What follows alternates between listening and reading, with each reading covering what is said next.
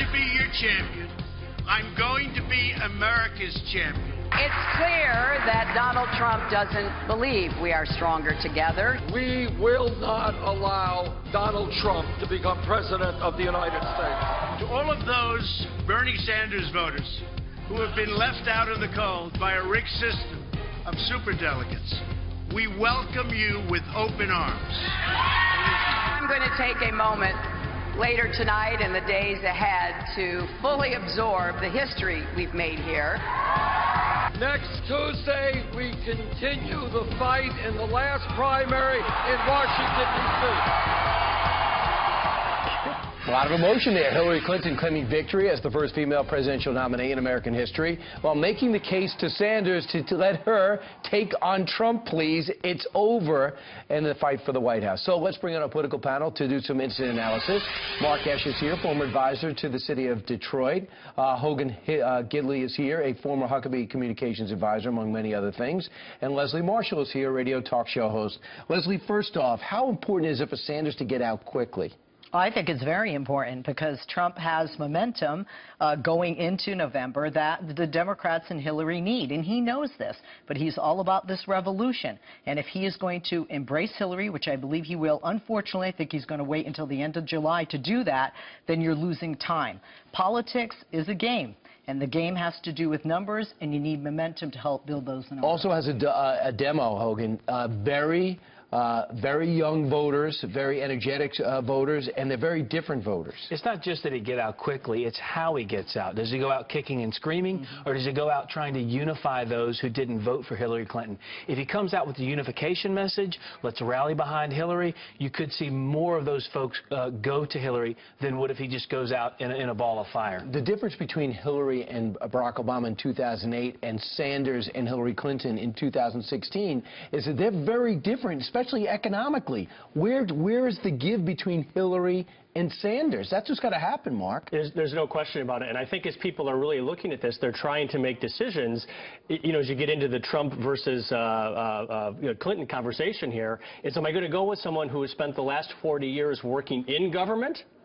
You know, people poll and say that's the biggest problem facing America is government itself, or am I going to go with someone who's actually outside that space and has not spent time there? Part of the reason why Hillary has done so well, why Sanders does so well against Donald Trump, because no one's really going after Sanders, because they said, well, we're not going to really waste our attack ads on him. Let's see what kind of trouble he could cause Hillary, and he did cause a lot. Now, as we switch to Donald Trump, he's making it clear he's going after Hillary. In a formal speech, he says he's going to lay it out on prompter probably again, Leslie. So here's a little of what Donald Trump said yesterday. The Clintons have turned the politics of personal enrichment into an art form for themselves. I am going to give a major speech on probably Monday of next week, and we're going to be discussing all of the things that have taken place with the Clintons. I think you're going to find it very informative and very, very interesting. Important to start off that way? Is that a good move? Well, it's a good move in a sense for him to attack his opponent, which is Hillary Clinton, not the Clintons. Bill Clinton was president. He is not running. And for some reason, Donald Trump and his supporters seem to not be able to grasp that. When you look at the speech last night, he did a very good speech with that prompter. He needs that prompter. People call it boring when he's actually scripted. Well, he sounds more presidential. He stays more on point. And you really do need to attack your opponent at this point in the game and not be talking about a judge and ethnicities. Right. The problem is when you look at the tracking, as we heard earlier here on the program, when he does those types of attacks and personal attacks on her, he doesn't do so well, and I don't think that's going to resonate with the November-type voter versus primary voter in independent. Right, but nobody rallies Republicans like the Clintons. If he goes on a surgical attack on her and takes her piece by piece, it's going to be really good for him because the cake is baked on Hillary. People don't like her. She's untrustworthy, and the beauty of that attack is Republicans aren't the ones who levied it. It's Bernie Sanders saying she's the head of corruption. This entire campaign is not about Democrat, Republican. It's about establishment and corruption versus the people and how they've been the ones kicked in the face. And who would be the better president by looking at the last job they had? One says, look at my company, I'm pretty proud of it. The other says, look, I was Secretary of State. Are you proud of it? That's where he wants to take her apart. Mark, in your book,